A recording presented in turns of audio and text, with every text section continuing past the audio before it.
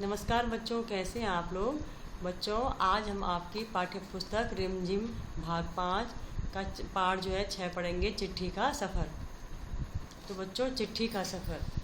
अपनी 10-12 साल की ज़िंदगी में तुमने कुछ पत्र तो लिखे ही होंगे। वे पत्र अपने सही पते और समय पर किस तरह पहुँचे होंगे, यह बहुत सी बातों पर निर्भर करता है। तो बच्चों, जैसे कि अभी तो पत्र लिखना बहुत कम हो गया है, लेकिन जब पत्र लिखे जाते थे तो ये जो है कि वो जो पत्र लिख रहे हैं तो वो सही पते और समय पर किस तरह पहुंचते होंगे, तो यह जो है बहुत सी बातों पर निर्भर करता है। जैसे चिट्ठी किस स्थान से किस स्थान पर भेजी जा रही है, कि हम मतलब कहाँ से चिट्ठी को कहाँ भेजना चाह रहे हैं या भेज रहे हैं, और संदेश पहुंचाने की कितनी जल्दी है, कि हमें जो है संदेश को जल्दी पहुंचाना है, और उसमें क्या है, तुमने जो है पूरा और ठीक पता लिखा है कि नहीं, कि पता जो हमने लिखा है उसमें वो ठीक है कि नहीं, तो तुमने जो है उस पर डाक टिकट लगाया है कि नहीं, उस पर क्या होना चाहिए, डाक टिकट भी लगा होना चाहिए। तो ये प्रश्न जो है उठते हैं। तो ये क्या प्रश्न उठते हैं, इसमें पहला है, आखिर चिट्ठी पर डाक टिकट लगाया ही क्यों जाए, कि हम उस पर डाक टिकट क्यों लगाते हैं।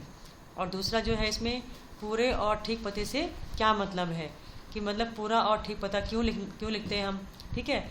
और ज़रूरत पड़ने पर संदेश को जल्दी कैसे पहुंचाया जाए, कि जब अगर जल्दी पहुंचाने की हमें अगर जल्दी है तो वो संदेश को हम जल्दी कैसे पहुंचाएं। और स्थान बदलने से चिट्ठी के पहुंचने पर क्या असर पड़ता है, कि हमने जो है सही एड्रेस वहाँ पे नहीं लिखा है तो वो जो है उसमें चिट्ठी पर क्या असर पड़ेगा, उसके पहुँचने पर क्या असर पड़ेगा। तो इनमें से कुछ सवालों के जवाब जो है शायद तुम्हारे पास हों। क्योंकि क्या है, खासकर तुम में से उनके पास जो डाक टिकटें इकट्ठा करने का शौक़ रखते हो, क्योंकि ये जवाब जो है उन्हीं के पास हो सकता है जो है जैसे डाक टिकट को इकट्ठा करते हों या फिर जो है पत्र लिखते हों, या ठीक है। तो जैसे यहाँ पे दिया गया है कि इन सवालों के जवाबों के लिए ज़रा नीचे दिए गए लिफाफों को गौर से देखो और दोनों पतों पर जो है उनको दी गई जगहों में लिखो। कि यहाँ पे 2 जो है पते दिए गए हैं, तो उनको जो है अपनी जगह पे लिखना है। तो ये जो दोनों पते हैं वे किस तरह से भिन्न है, भिन्न मतलब अलग। तो गांधी जी को भेजे गए पत्र में पते की जगह पर लिखा है, महात्मा गांधी जहाँ हो वहाँ, वर्धा, ठीक है। तो ये पूरा पता है क्या, नहीं है, ये पूरा पता नहीं है। जबकि क्या है, लिफाफे पर इमारत या संस्थान से लेकर शहर तक का नाम लिखा हुआ है, तो पता क्या होना चाहिए, पूरा होना चाहिए। तो पते में क्या है, सबसे छोटी भौगोलिक इकाई से शुरू करके बड़े की ओर बढ़े हैं। छोटी से बड़ी भौगोलिक इकाई का मतलब यह हुआ कि घर के नंबर के बाद गली मोहल्ले का नाम, फिर गांव, कस्बे, शहर के जिस हिस्से में है उसका नाम, फिर गांव या शहर का नाम। शहर के नाम के बाद लिखे अंक को पिन कोड कहते हैं। अब वहाँ पे कुछ अंक लिखे होते हैं, वो पिन कोड होता है। तो हर जगह को एक जो है एक पिन कोड दिया गया है। तो यह सोचने लायक बात है कि आखिर पिन कोड की ज़रूरत क्या है, कि पिन कोड हम क्यों लिखते हैं। तो बच्चों, इसलिए लिखते हैं कि हमारे देश में क्या है, अनेक ऐसे कस्बे, गांव, शहर हैं जिनके नाम क्या है, एक जैसे हैं। और पते के बाद पिन कोड लिखने से गंतव्य, कि जहाँ पे जो है पत्र को जाना है उस स्थान का पता लगाने में डाक छांटने वाले कर्मचारियों को मदद मिलती है, सहायता मिलती है, और जो है पत्र भी जल्दी बांटे जा सकते हैं। तो जो पिन कोड की शुरुआत जो है 15 अगस्त 1972 को डाक तार विभाग ने पोस्टल नंबर योजना के नाम से की।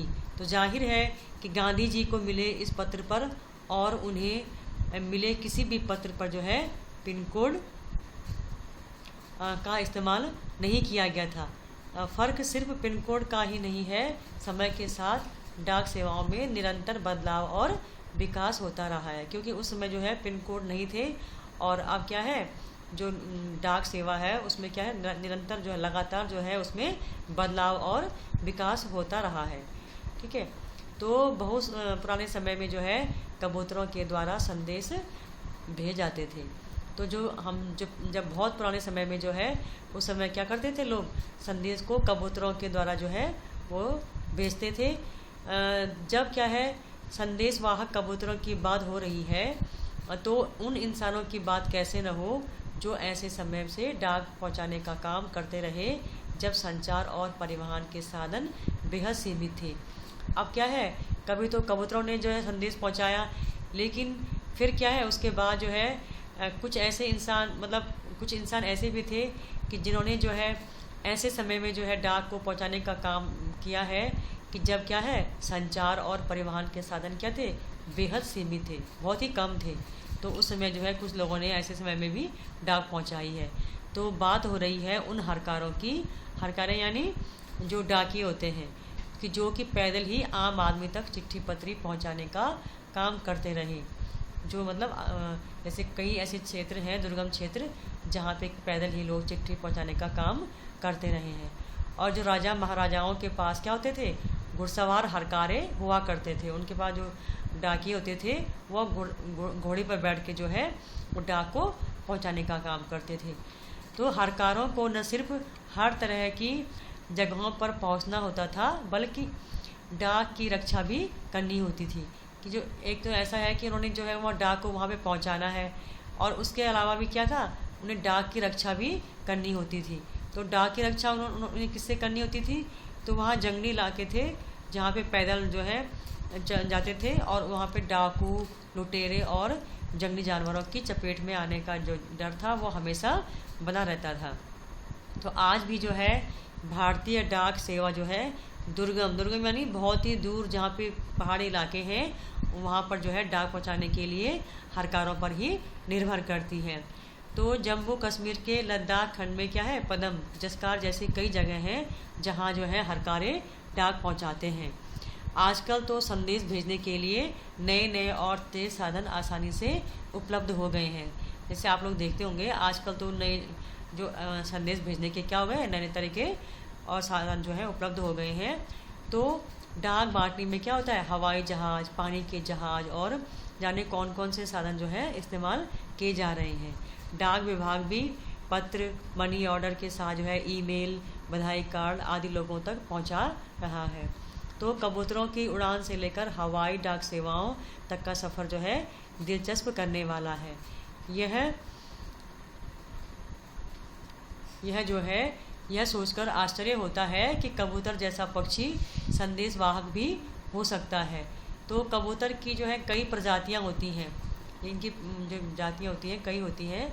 तो ये जो है सभी संदेश ले जाने के लिए जो है काम नहीं कर सकती हैं। जैसे जो है हर कबूतर को जो है संदेश ले जाने के लिए हम इस्तेमाल नहीं कर सकते हैं। तो इसमें जो है गिरहबाज और हुमर वह प्रजाति है जिसे जो है प्रशिक्षित करके जो है डाक संदेश भेजने के काम में लाया जाता है। तो आखिर कबूतर अपना रास्ता ढूंढ कैसे लेता है, तो उन प्रवासी पक्षियों के बारे में सोचो और पता करो कि वे कैसे जो है सैकड़ों मील तक का रास्ता जो है और रास्ता तय करके और सही जगह पर तय कर पाते हैं और संदेश को पहुंचाते हैं। धन्यवाद बच्चों।